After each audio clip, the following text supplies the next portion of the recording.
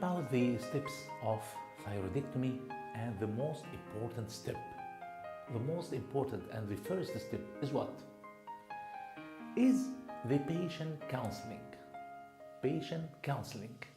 Sometimes the famous surgeons and the senior surgeons just is coming to perform thyroidectomy. No. Make it a trend for you. Make it a trend for you. You sit with the patient, you speak with the patient, you get familiarity with the patient, you counsel the patient. It is your patient and you are responsible for this patient. How can you counsel your patient for thyroidectomy? Number one, to sit with the patient. Number two, to get his familiarity, to get his trust, trusting in you, believing in you. Number two, to argue with him about is it indicated or not. Sometimes it is not indicated, just mild goiter, not causing any symptoms, not causing cosmetic disfigurement. We can wait, we can follow up, no need for surgery. Is it indicated or not? Number one. Number two, what about the urgency of operation? Sometimes it is emergent operation. For example, with thyroid apoplexy, hemorrhage inside the cyst, for example. It is emergent operation. Or it is somewhat urgent operation. All cancers are urgent. All cancers are urgent. Or it is an elective operation, for example, toxic goiter. Toxic goiter or simple multinodular goiter causing compression manifestations. It is elective.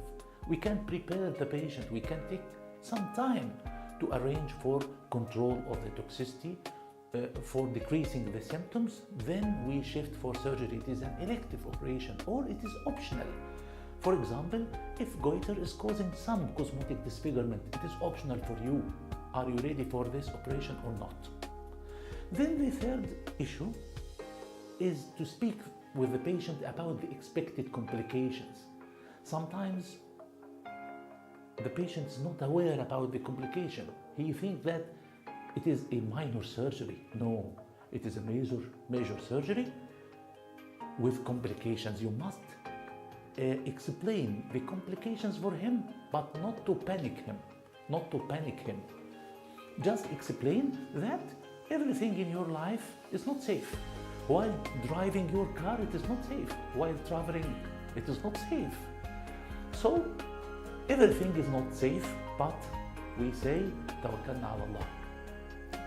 You must explain for him that he may take thyroxine replacement even for life.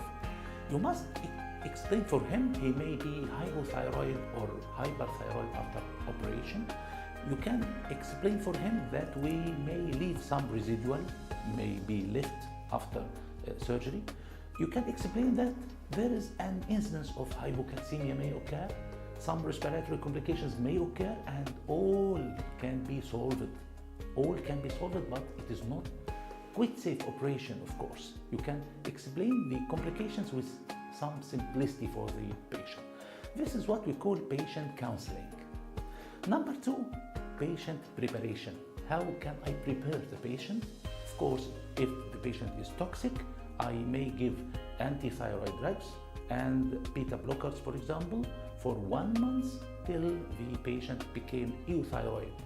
Because if you operate, if you incise in a patient with active toxicity, thyroid crisis may occur and the patient may die of thyroid crisis.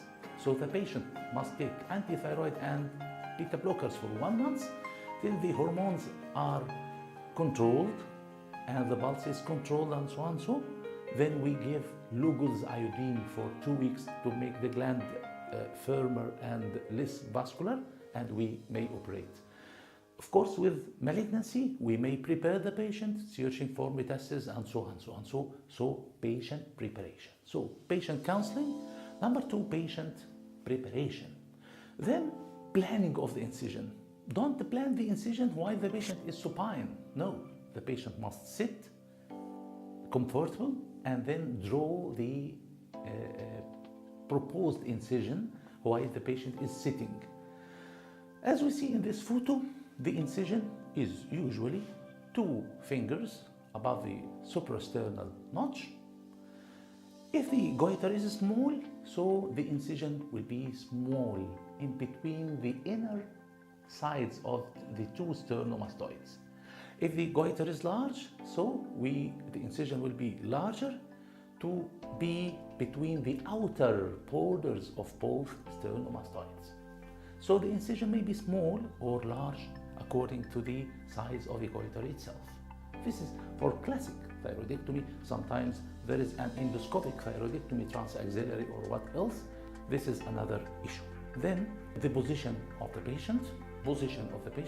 As we see in this photo, the patient is lying down, supine position, with pillows or sandbags below patient shoulders, and both arms are extended to be below the buttocks of the patient, with head elevated 45 degrees to decrease the vascularity of the upper part of the patient, and the head is above the level of the body as we see. This is about the patient position.